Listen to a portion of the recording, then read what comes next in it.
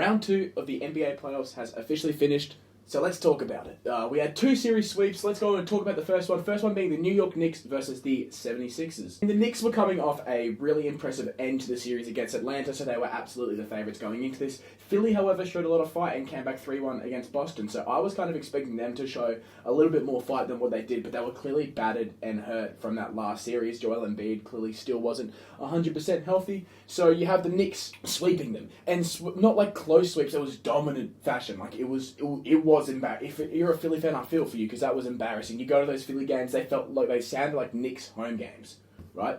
Like it wasn't really close, and I think the Knicks have done a really good job now of it. Took them the first few games against Atlanta, but they've figured out what rotations work and what doesn't work for them, so they know that now. So they don't have to worry about, is this combination working? Is this going to work? They can just go and they know who works with who. OG Anunoby has been playing out of his mind. Like, he's been playing so good. Ever since Ed Hathaway mentioned him, which, like, to be fair, you know, ever since that happened, you have Jalen Brunson's playing well, Cat's been playing insanely well. They dominate in 4 games, and there isn't really much else to say about that series except for that. On the Philly side of things, what moves can you make? Paul George's contract now, you can't really move that. You have some certainly pieces that you want to bring back and pieces that you want to try and add to your roster, but it's like, what do you do with Joel Embiid? You're keeping Maxey, you're keeping Edgecombe, those are your future. It's what you want to do with Joel Embiid, which I find really interesting. I think Joel Embiid has proven when he's healthy, he's an incredible basketball player, but that's the issue, is when he's healthy. Unfortunately, he's a player where his body has failed him, and that sucks. You hate to see it. Like, you genuinely do. But next series that ended in 4 games was the Lakers versus the Thunder. It's not like I'm a Lakers fan or anything. Like, I don't really.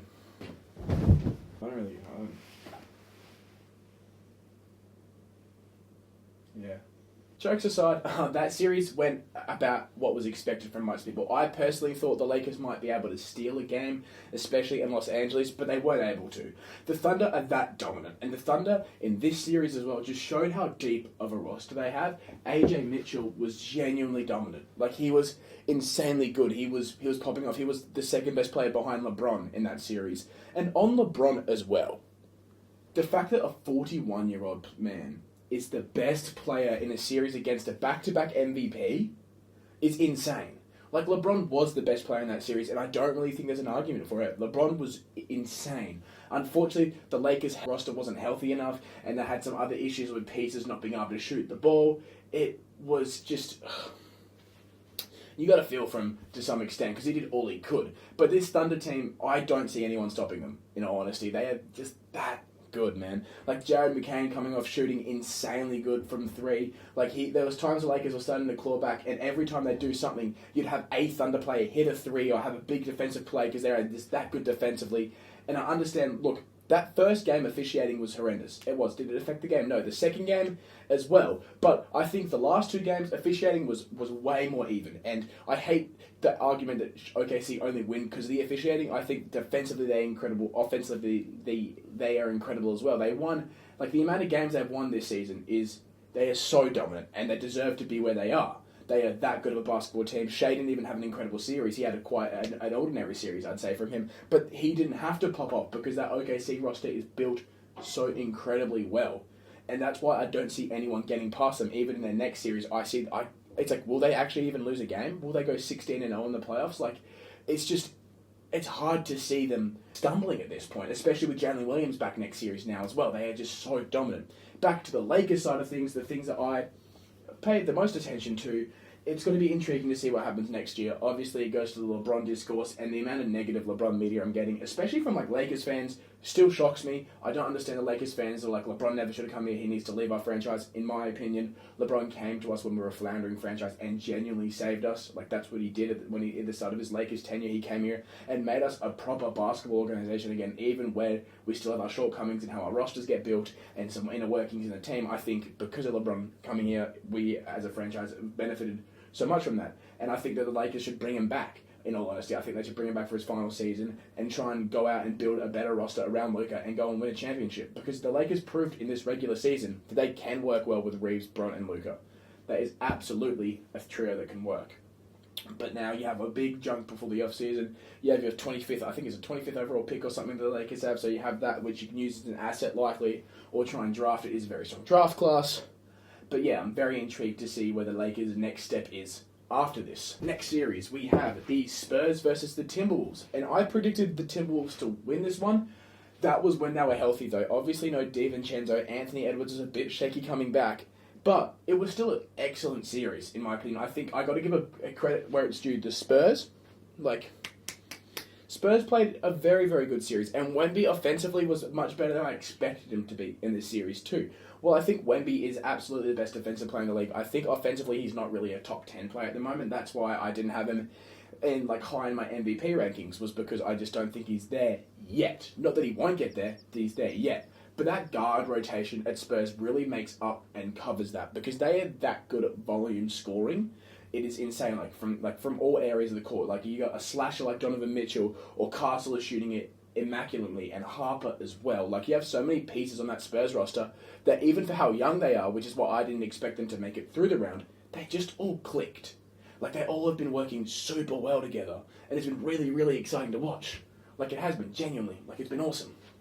And I've really, really enjoyed watching them in that series. And onto the Timberwolves side of things, yeah, there's injuries, but Julius Randle kind of showed his true colours of what we all really know Julius Randle to be, and he's not consistent, and he's a tough shot taker, and when he makes them, it's good, but when he still takes them even when he misses, and that can really be a detriment to the team, which I think he was to some extent. So we'll be interested to see if he still is there by the time the next season starts. I think there are some pieces, obviously Aya DeSumo is a free agent, so it'll be interesting to see what they can do with that. They should probably try and bring him back, especially with no DiVincenzo all next year.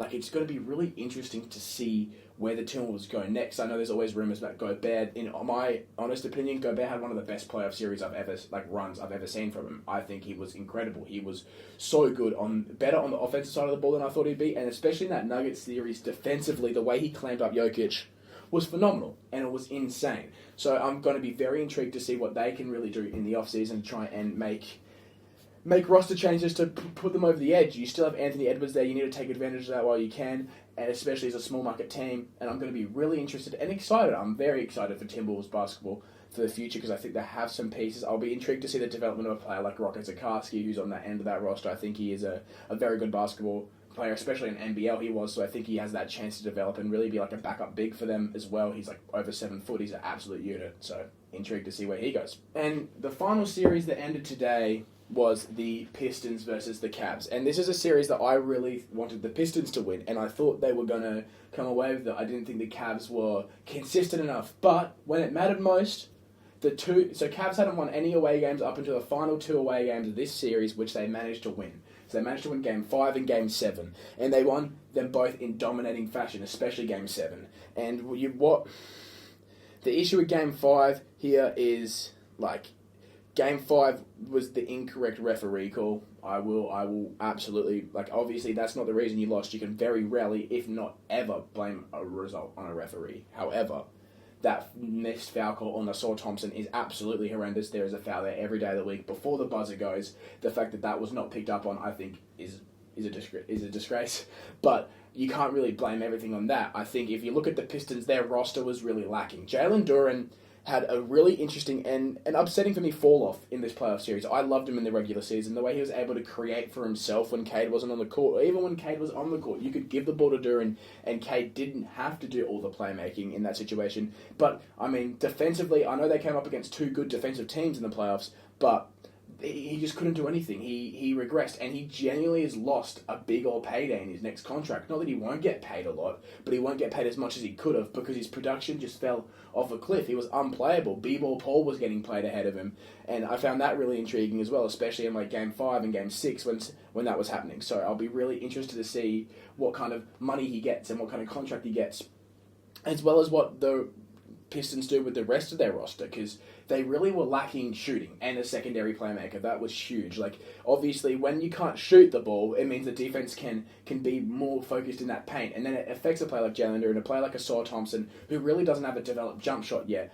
or you have your slashing plays. They can't really go to work and get those shots when the defense is so congested, because they don't have to worry consistently about going out and closing out on a three-point shooter. They can be more aggressive on the help side. So I found that really being a crucial part of this team.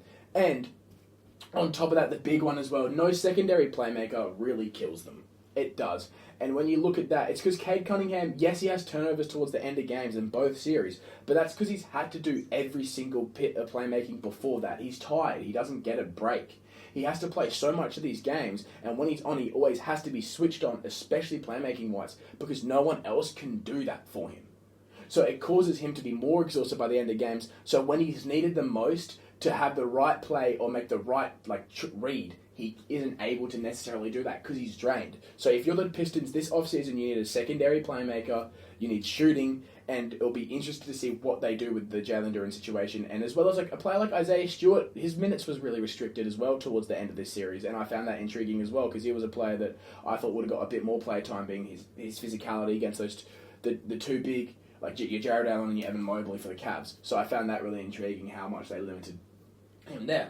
Onto the Cavs side of things, you had a couple of shaky moments there. I mean, James Harden consistently has a lot of turnovers, and that is alarming, but that's what he does. So it's good that you were able to cover up for that. You had a lot of your role players stepping up, shooting the ball quite well. Allen and Mobley had really good games throughout the series. While I don't necessarily have faith against them versus this Knicks team, I think that they have shown that they have pieces to go far, but it's what they need to go far enough. And it is just that consistency, because they are so up and down offensively this series. Like, you can have a game where James Harden will shoot you out of it, or even Donovan Mitchell had a game where he looked it was game 6, I believe. He just looked horrible. He couldn't get his shot up. He has to try and shoot through that, because he is one of those volume scorers. But when that doesn't work, it's what does your team end up doing? Who can cover for that? And they don't really have that consistent secondary or third option in that roster, unfortunately, and that can come back to bite them. And I think against the Knicks, it might be something that negatively affects them there as well, because you can't afford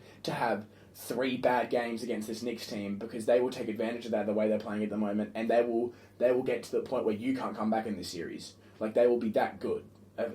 You can't afford that. Let's have a look at the Western Conference Finals and then the Eastern Conference Finals. Western Conference, you have the Oklahoma City Thunder versus the San Antonio Spurs. I have the Spurs losing in about 4 or 5 games. And as much as that might seem what do you mean they won 3 out of the 4 games in the regular season, the Spurs against the Thunder, they dominated them in that sense. I just think that the regular season isn't really going to show you how close these teams are in this postseason. I think that Oklahoma City have been so dominant, and they've only looked like losing 1 game. They have lost less than 8 quarters of basketball in this playoff series so far. They have been that good. And the Spurs team is young, but they're just not developed and don't have enough experience. Because you have, really one player like Harrison Barnes, which if we're going to really count him for playoff experience, which I personally wouldn't, because he's just not in that rotation enough. I think that the lights are going to be quite bright, and you're going to get some of those younger players who have been playing quite well, that it's going to be another adjustment for them, and it might take them a bit to get used to it. And then you have this OKC team who a majority of these players have been there before, and they have so many players that can step up in those moments and give you big 20, 25-point games. Jalen Williams is back, so having J-Dub is huge for this series. It is, because it gives you that extra threat, which they haven't had really at all this season. So if he can seamlessly fit back into that rotation, I don't see anyone stopping them. I really see going down in 4 or 5 games. Side note, you have Jared McCain coming off 3 Drake albums. Even though those 3 Drake albums sucked, he's going to be hard to stop because of all that motivation and all that extra fuel, because he's going to want to do those TikTok dances. Cavs versus Knicks. I have the Knicks winning this one in 6, in all honesty. I don't see it going past 6. I think the Knicks have been this dominant this playoff series. It's so hard to win the MSG at the moment. They have been that good. Especially once you had those early hiccups, I think that they've gotten over that, and they're just showing how good they can be. Jalen Brunson has been one of the best players in the playoffs so far. Karl Anthony Towns, insanely good. Mikal Bridges finally getting some legs under him. While he's still shaky, I think he's certainly progressing along the lines that you want him to. OG Anunoby has been a dog, bro. He has been insanely good in this playoff series. You can't underestimate that. if the Knicks win a chip, I'm copping an Anunoby jersey. I am, because he's been that good. Like, he has been so good to watch, and he's been a player that I always like, but he's really shown how important of a piece he can be in this series, like in this playoff run for them. So yeah, I'm quite excited for this series. The Cavs side, like I said, I just don't think they're consistent enough. I think they're too shaky. They have too many times that I know that you always cop James Harden doesn't perform in the playoffs and Donovan Mitchell, and I think that is true to a certain extent. I don't think that's necessarily like what the main factor is. I just don't think that overall as a roster they have enough cohesion and enough like consistency is what it is for me. That's my whole thing with them. It's when they're on, they look like they're one of the best teams, if not the best team in the league. But the issue is, when are they ever really on for a series? They're not. They can never string 4 or 5 games in a series in a row together, or like they can't do it. So that's why I see the Knicks going through in 6 games. We're going to end up with a Knicks OKC final. That's my prediction. For the conference finals, I appreciate if you made it this far as well. I actually do have a bingo card up on my Instagram page. If you're seeing this before the round starts as well, which is tomorrow, but you can also get the template off my Instagram as well to make your own bingo card up. I mean, I'd love to see what you're doing with that and stuff like that. But yeah, if you made it this far, I appreciate it. Like and subscribe, I guess.